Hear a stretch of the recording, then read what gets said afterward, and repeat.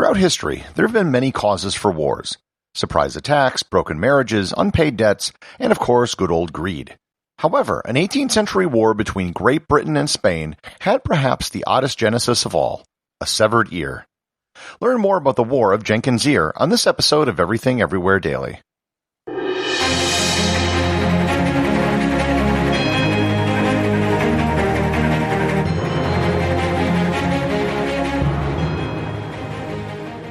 This episode is sponsored by CuriosityStream. There's a host of new content out on CuriosityStream that you should really check out.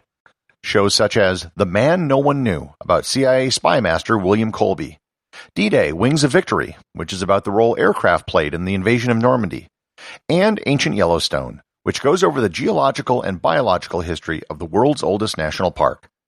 You can subscribe to CuriosityStream for only $20 a year, not a month, but a whole year. If you're a curious person, then start your subscription by visiting everything-everywhere.com/curiositystream or by clicking on the link in the show notes.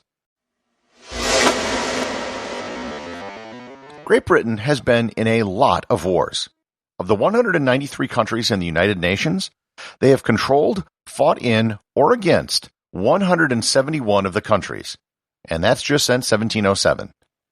By the same token, Spain has also been in a lot of wars. Not quite as many as the UK, but still a lot. So it shouldn't come as any surprise that the two countries fought against each other, several times in fact. The particular war in question took place in the 18th century. The backdrop was the economic and military competition between the two countries in the Caribbean. In the 18th century, the Caribbean was big business. Sugar, molasses, rum, indigo, rice, and other crops brought in enormous amounts of money to the colonial powers back in Europe. All of this, of course, was done on the backs of slave labor, which was imported from Africa. This last point about slave labor was actually an important part of this war.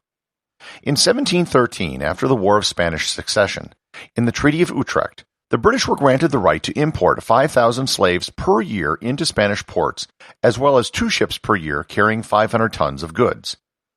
In the 1729 Treaty of Seville, the Spanish were given the right to inspect British trading ships to ensure that the British were honoring their treaty obligations. Over time, the Spanish became suspicious of the British and began exercising their right to board ships. The event which sparked the war, and gave it its name, occurred in 1731 off the coast of modern-day Florida. The British trading ship Rebecca was boarded by the Spanish patrol boat La Isabela. The Spanish ship was looking for contraband goods which might be headed to Spanish markets. The Spanish captain, Julio Leon Fandino, boarded the Rebecca and confronted the British captain, Robert Jenkins. After an argument on the ship, the Spanish captain Fandino drew his dagger, cut off the ear of Captain Jenkins, and said, quote, "Go and tell your king that I will do the same if he dares to do the same," unquote. At this point, you might think that with Captain Jenkins having lost his ear, and with such a thing as the War of Jenkins Ear, the two countries must have rushed to war over the incident. They did not. In fact, the entire incident was forgotten for years. In 1732, Britain established their colony of Georgia, which bordered the Spanish colony of Florida. This led to an increase in tensions between the two countries. These tensions only increased when in 1733, Louis XV of France and his uncle Philip V of Spain signed a treaty to form an alliance between the two countries. With increased harassment of British ships, the British were looking for an excuse to go to war. In 1738, Robert Jenkins was asked to testify in Parliament and show the ministers what was left of his ear. The next year, in 1739, the British declared war against Spain, a full 8 years after Robert Jenkins lost his ear. Both Britain and Spain assumed that with the commencement of war, France would join the side of Spain. However, that didn't happen. France remained neutral.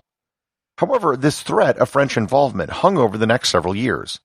Britain had an advantage over the Spanish on the sea, but that advantage would evaporate if France and Spain were to combine their fleets. This fear meant that the British held most of their fleet close to home from the years 1739 to 1742. There was a fear of a joint Spanish-French invasion of the island, and they needed to defend themselves. Over in the Caribbean, there was a series of skirmishes and battles. The first of these was the British capture of Portobello in what is today Panama. Prior to this, the Spanish conducted all of their trade from the Americas to Spain twice a year, with all of their ships assembling in only 2 ports, Portobello and Veracruz. They would then all sail to Cadiz in a giant flotilla for protection. However, that meant you only had to attack these two ports to completely disrupt Spanish shipping. In November 1739, the British took Fort San Geronimo in Portobello and held it for several weeks, destroying its fortifications and its ability to protect shipping.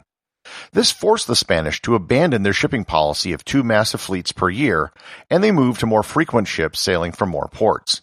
It was considered a huge victory back in Britain, and the song Rule Britannia was written in celebration. They then attempted to attack the Spanish fortification in Cartagena in what is today Colombia, but they were repelled. They then turned their attention back to Panama, where they destroyed the fortress of San Lorenzo el Real Charges. In 1740 and 1741, they tried 2 more attempts to take Cartagena, but were unsuccessful. An expedition led by Commodore George Anson set out to capture Spanish possessions in the Pacific. The expedition took 3 years, resulted in a circumnavigation of the globe, and the capture of some Spanish gold galleons which traveled between Acapulco and Manila. They also lost 90% of their crew. The whole Mexican-Philippines trade route is actually a really interesting subject and is probably worth an episode of itself in the future. The other front of the war was between Georgia and Florida. In 1740, British settlers in Georgia led a raid into Florida and laid siege to the town of St. Augustine. After a month, they gave up and returned home. Likewise, there were Spanish raiding parties that went over the border into Georgia as well in 1742. None of the efforts by either the Spanish or the British on the mainland were successful. By 1742, the War of Jenkins Ear had become more or less merged into the War of Austrian Succession, which was a much larger and more widespread war on the European continent. With the death of Philip V in Spain in 1746, the new Spanish king Ferdinand VI was far more favorable towards Britain. With the resolution of the War of Austrian Succession, Spain and Britain signed the Treaty of Madrid, which resolved their outstanding trade issues. The War of Jenkins Ear is mostly forgotten, save for its very unique name, which is only described that way in English. There wasn't much of a lasting impact to either side.